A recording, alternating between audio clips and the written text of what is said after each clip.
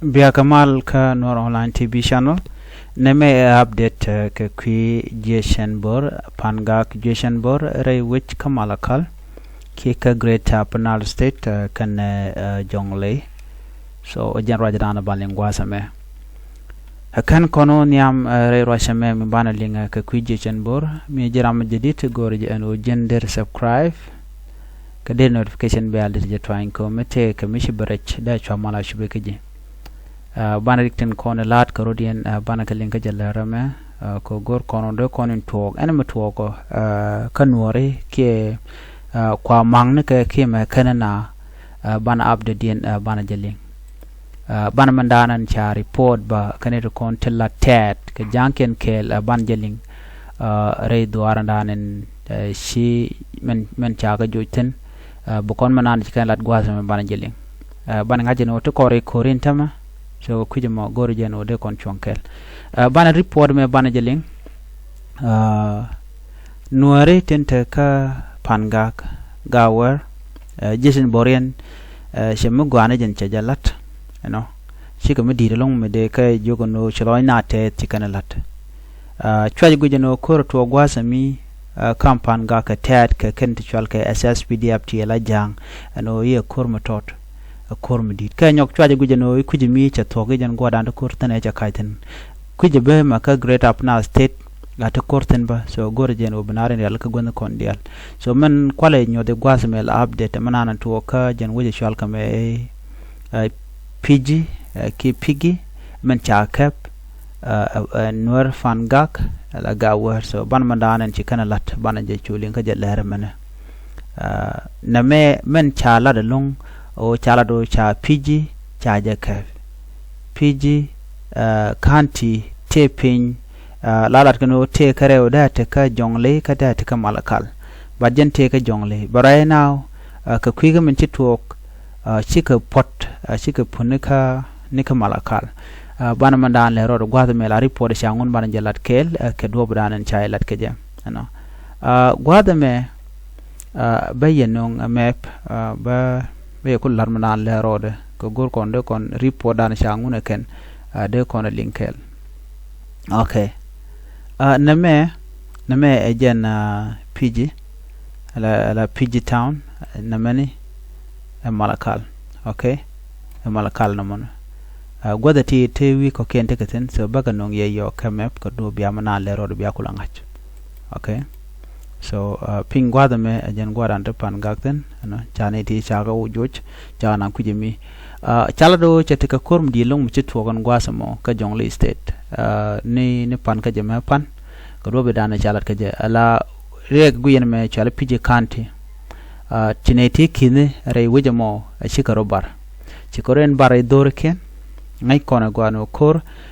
shimogwa of course kor shimogwa kor la te bej la kanonga so na me jen piji town yenen te wi year te ka wi year wasaman ala jen te ka malakal ala yera me ala kwier kujimi jen goda anda malakal ten so chikane di ala te wi ye te chika jen chu ku year gwadama dong mi jiram chi turn che gu der kanen te ka ku year ala situation wi nami chabech but chika jen chikaren bar chika wonaka woje chal ka me malakal okay Chao thousands of residents flee their homes. Chika jere dorken.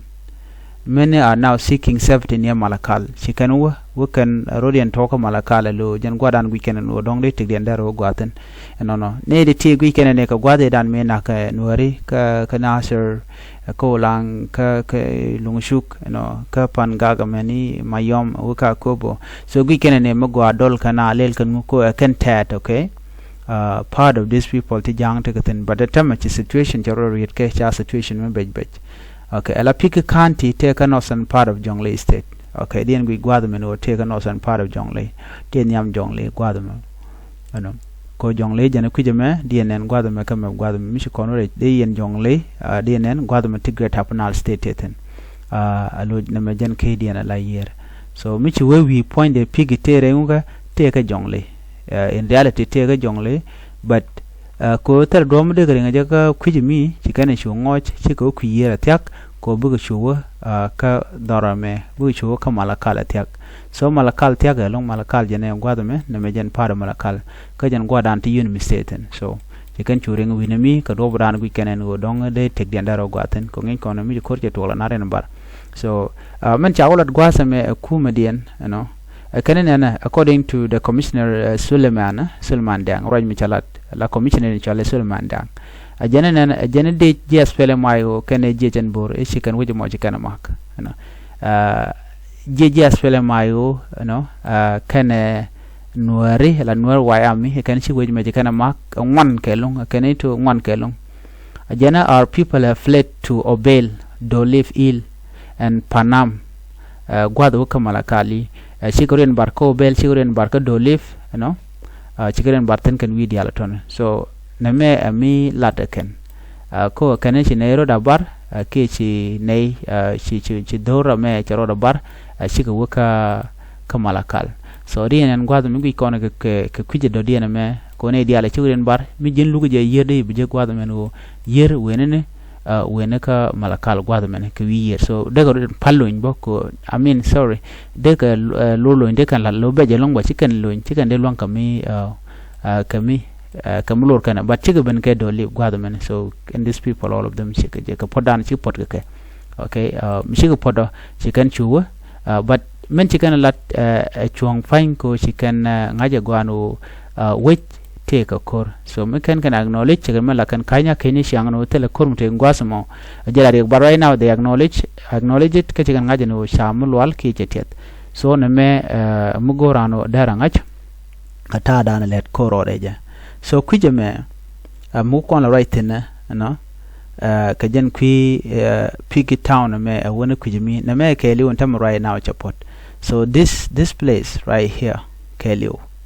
okay including some area here na ma ke liw ne chik poti go ne chiko malakal rune na wan chiko unimis ala udishal ke commissioner dung Suleiman me men chala da jenna jen ci jes pele mayo kenen Nuer jeshen borien la Nuer wayami chika ben chika samki area chiken ke cap and chinego churen chu barka Obel churen wo chi wo ka Dolive chiga wona ka Panam chiga wona gwad chiga wona ka malakal town jen chala da wudi shol ko modeng Suleiman deng chala nena jene keni titini jen gwada antikitene te ka duong kawun maker kane wunelis jen gwada antikiten. You also know that the attacker are now staying in area like Dong wun maker kane wunelis so jen gwada antikiten deng chelar nene jen kane to chika headquarters chikana kaf antama chikana kaf chikan kume SSPDF chikana George all right so jen ma chala dene so we antama so government troops have retreated from Wunelit also called Kaldak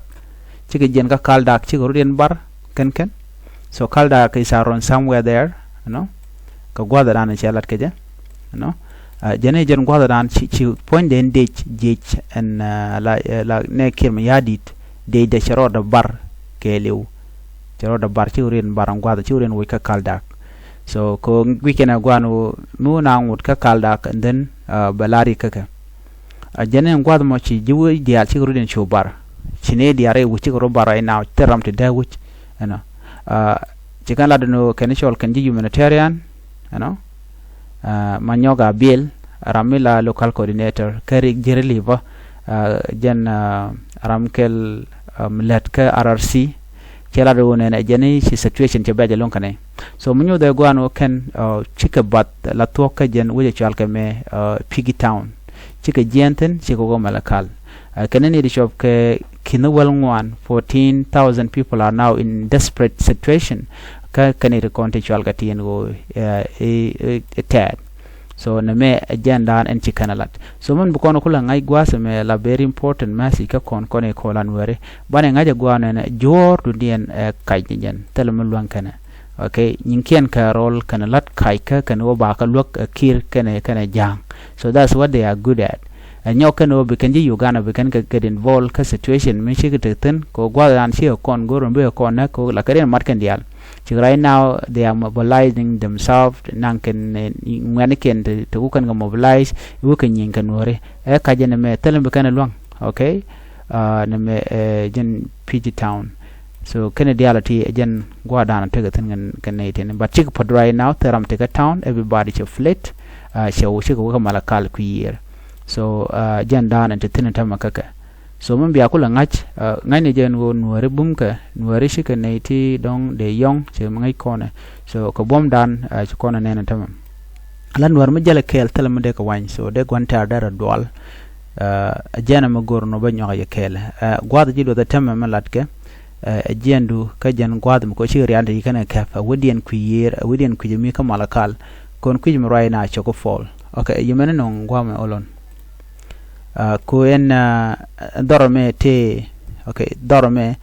te ku year okay jena ku yete tenana ko la nuere fangak ke jejen bor ka fangak sher me kan kai ka jeno te ete asfele mayo tekten so tala asfele mayo medeten ne ti ke purely nuer why army you know kan content nyenka ka kan kon joy kan ideal ka town right now all of them take a flat chikana ngoj ke kujumene chikana ngoj kujme nan kujme jikan debenten te year reten so they will not come here the only way bukaringa ja either bu wo kujime shaling and take a bondi jen goma ka jen nam shal piji town ne so bon ro chika capside here chetaka gad chili uten gwad ma ko chika chika year gwad dana wuken kami ger karo ke bar karo den so chen nama chu to ko no men chol kane rupito te kan wer ti jiro din re rom me kai keli tel mi shalo te rup mit ten gom ne kan ware de kan wade kan ju ke je de to the only place on de te ko te ten jen gwad me as you can see on the Google map so minutin kan ti shal ka jang de ka kien de kan ngoy ka kujime they have to run this site so gwada kan dial gari akaf taram to kuyer ngwada me no relenga na mentwok so ne dial ti chicken welel chicken rubar already chika kuyer kujimene the only thing an bale na tema no ko ne chicken bu flat bu bin kujime ka jongle state ko yer jangu na merum yere so teleka other way but ne den kon la halaken ti chiro bar ka tandi ni ken ro bar chicken bin kuyer gwada men chiro den gar kuj de kono to yer gwada ko ya de konen so you can see riatken kare retan tiena kon amene bonu ken gwam teden kare ta tieni long tele ka babur tele ka de kon ngen ya de kon ngenen so widen ku jelong ko jel ga pet so chigana jega bet so no mo mo gorien o de yana ngach so until right now the only place down de nor kon ga je ajan gwada ko de kana shu cut shot ko ngai kon tele nor mu ket ngai ken dial so de kana cut shot ke nyok dangbu ko de ni bukan ring ku je me ke de ni ken ko chala ro ring ku je mene so this were jenen yen shar nene shar jenen so jelkan ga je ku mene so they are using this road you know bukul wakamala kal so jen do bdan jelkan ga je but in any way chinwari mu go gana lat ko chicken jorti chicken ga nyon mana la nyut kana ne me jen update dan go rede nyod yene ko lan wari no pg county she fail charge destroyed already and sspdf ka wura kel ka gwele force ka bishop force so tele kalwang mo kono ke great happenal state ke kujimi yo ban report ban jele no ka guardian ke news stadian ban me report piji ngaje je gwan go kono go kujimi nuer pangak ke nuer waya mi ka pangak tikelan mo gwaje kan latta janda na gor kan wo be kan ngaje no ko kon ngane hen biya te kamal bye bye